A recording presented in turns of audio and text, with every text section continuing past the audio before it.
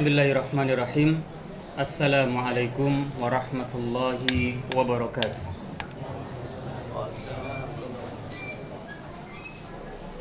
Ibu-ibu yang di belakang kedengeran? Saya ulangi lagi. Assalamualaikum warahmatullahi wabarakatuh.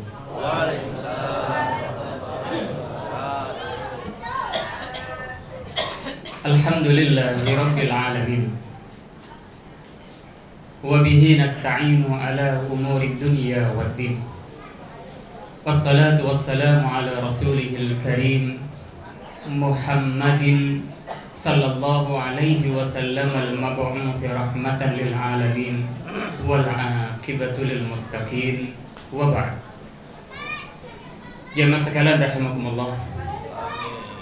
Puji dan syukur kita hanya untuk Allah Subhanahu wa taala, yang mana karena rahmatnya dan karena hidayahnya sampai detik malam hari ini kita semuanya masih bisa mempertahankan gelar kita sebagai mukminin wal mukminat, orang-orang yang senantiasa beriman karena Allah Subhanahu wa taala insyaallah. Yang kedua, salawat salam kita hanya untuk Rasulnya Nabi kita Muhammad sallallahu alaihi wasallam, yang karena bimbingan sunnah-sunnahnya sampai detik hari ini pun kita semuanya masih bisa menikmati indahnya agama kita, yaitu al-Islam.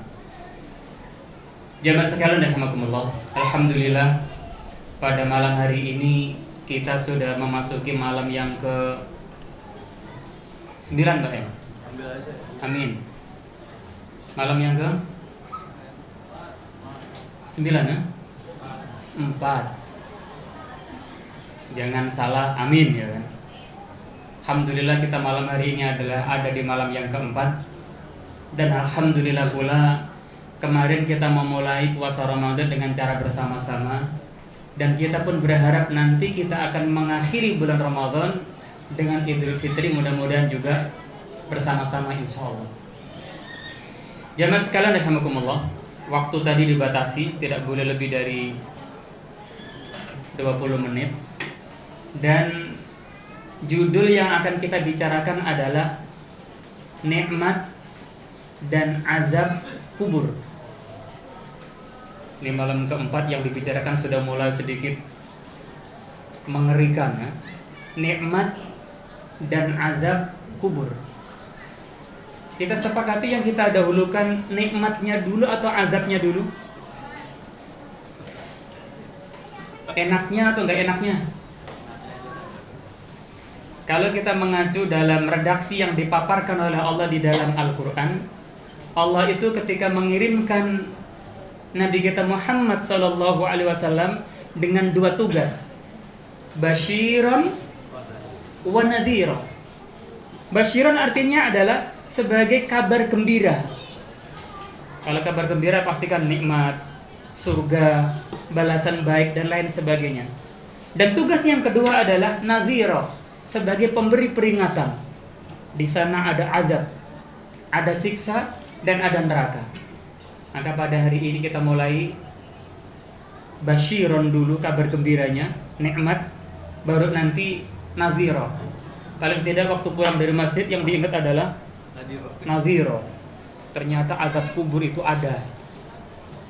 Jamaah sekalian rahimakumullah, Rasul sallallahu alaihi wasallam dalam sebuah hadis yang diriwayatkan oleh Imam Bukhari, dan hadisnya agak panjang, kita persingkat.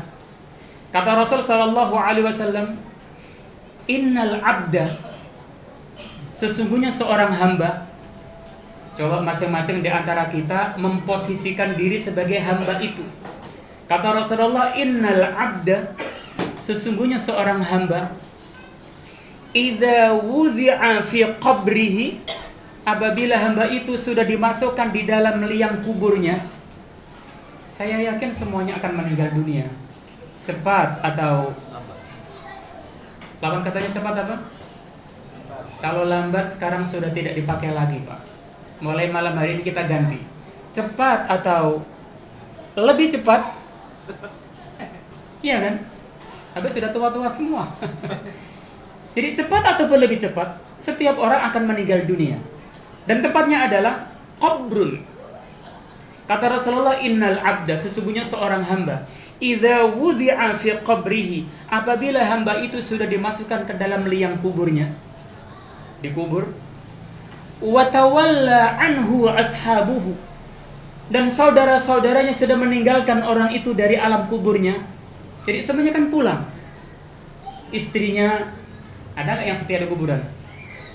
Meskipun waktu hidup, sehidup semati, kata malaikat, masa ya kan? Wa tawalla anhu ashabuhu, dan ketika saudara-saudaranya, keluarganya, temannya meninggalkan orang itu, tetap dia sendirian di alam kuburnya, semuanya pergi. Kata Rasulullah, wa innahu la yasma'u qar'ani alihim, sesungguhnya orang yang ada di dalam liang kubur itu bisa mendengar beletakan suara sandalnya orang-orang yang sedang pulang itu. Jadi kita yang pulang, sandalnya berbunyi, orang yang ada di alam kubur itu dengar, kata Rasulullah. Wa innahu la yasma' qar'ani alihim, beletakan suara sandalnya kedengeran. Sandalnya siapa kira-kira ini?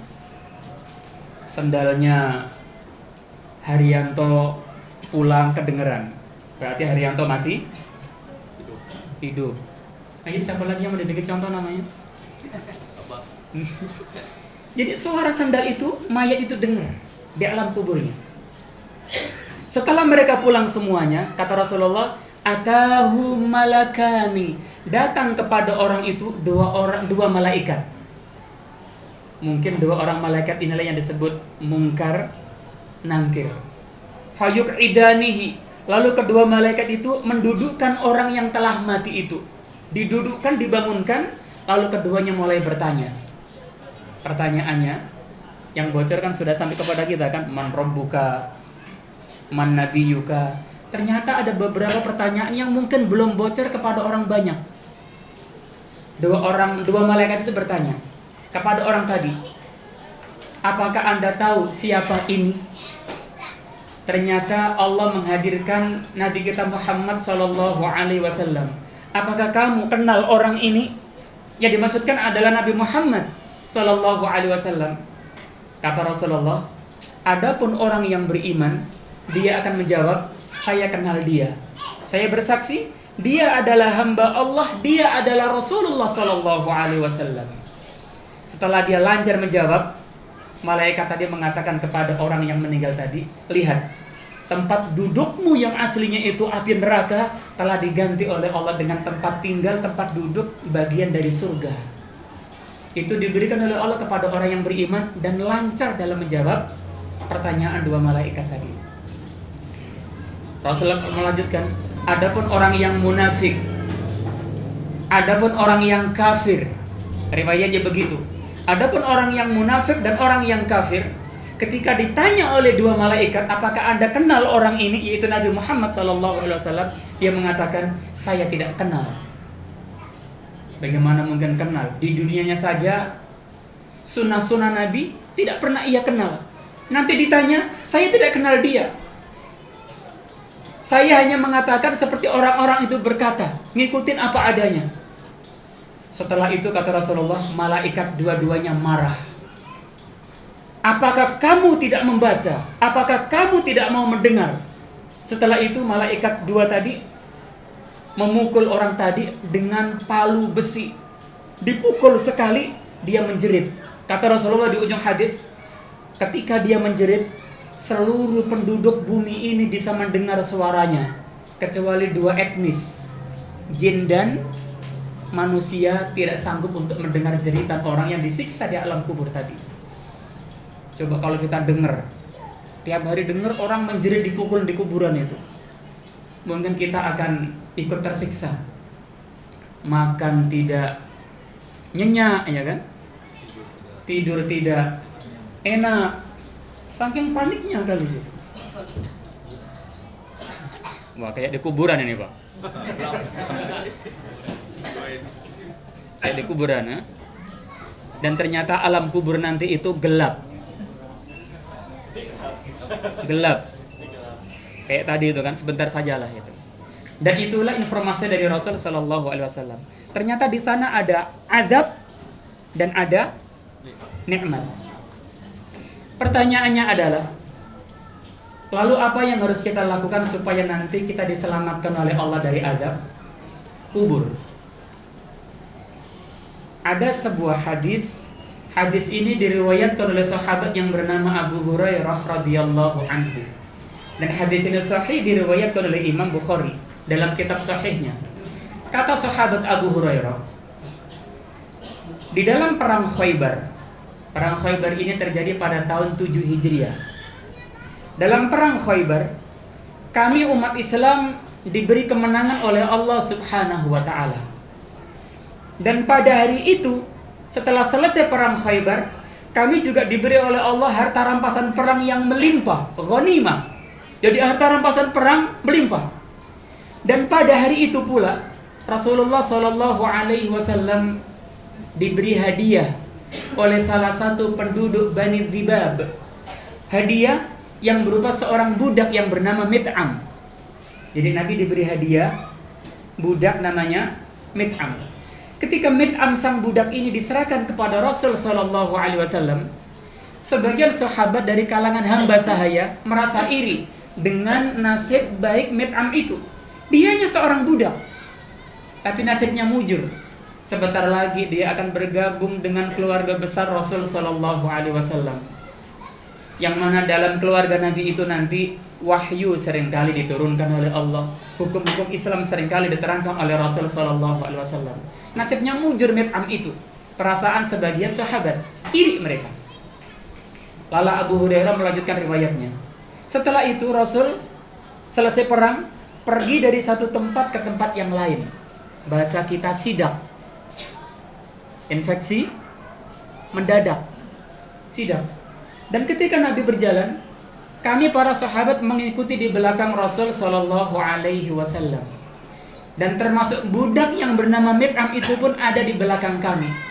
Ketika kami sedang jalan di belakang Rasul Sallallahu Alaihi Wasallam, kata sahabat Abu Hurairah, tiba-tiba ada tombak nyelonong.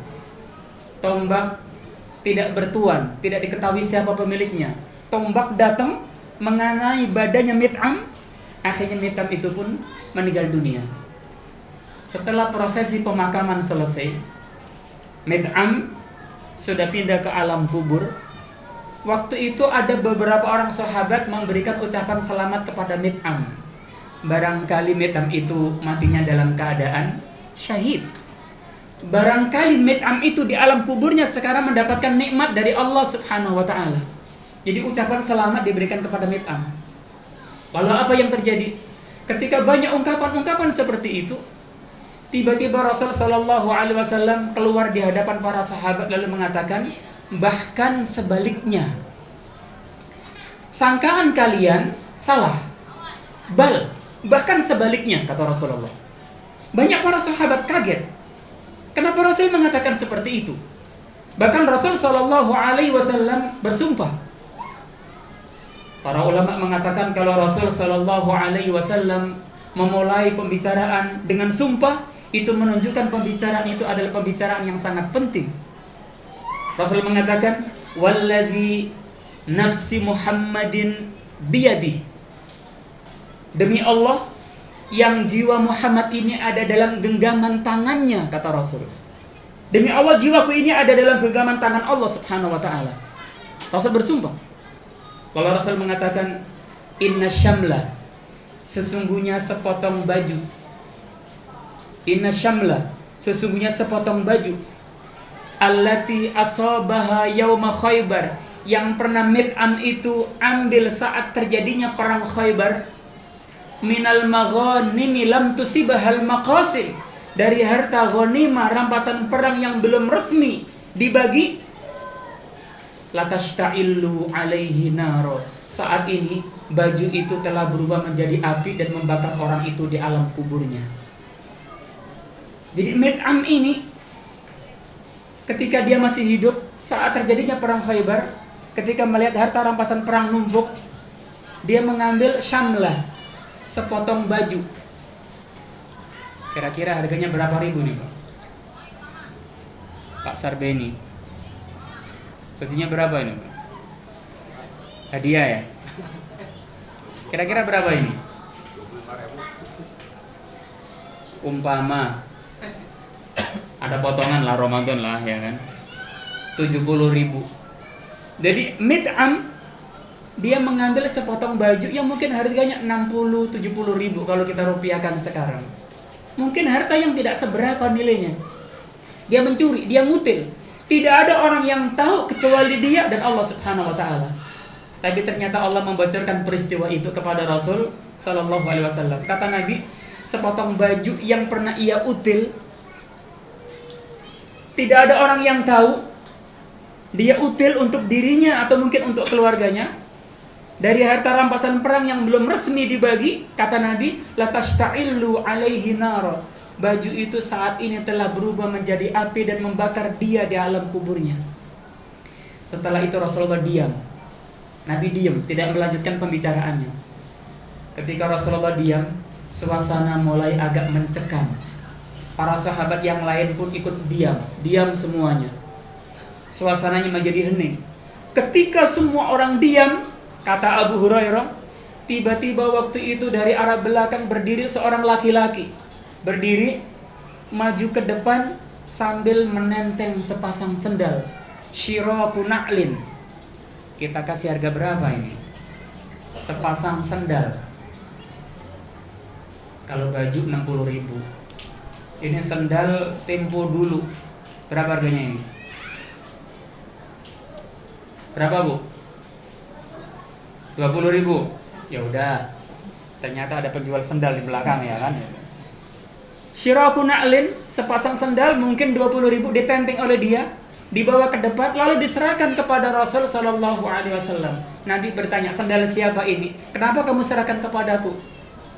Kata sahabat Nabi tadi, "Sama ya Nabi, waktu saya mendapatkannya seperti mit'am." Apa tadi? Ngutil. Kata Nabi, "Taruh di sini." Lalu Nabi Muhammad diam untuk yang kedua kalinya, diam.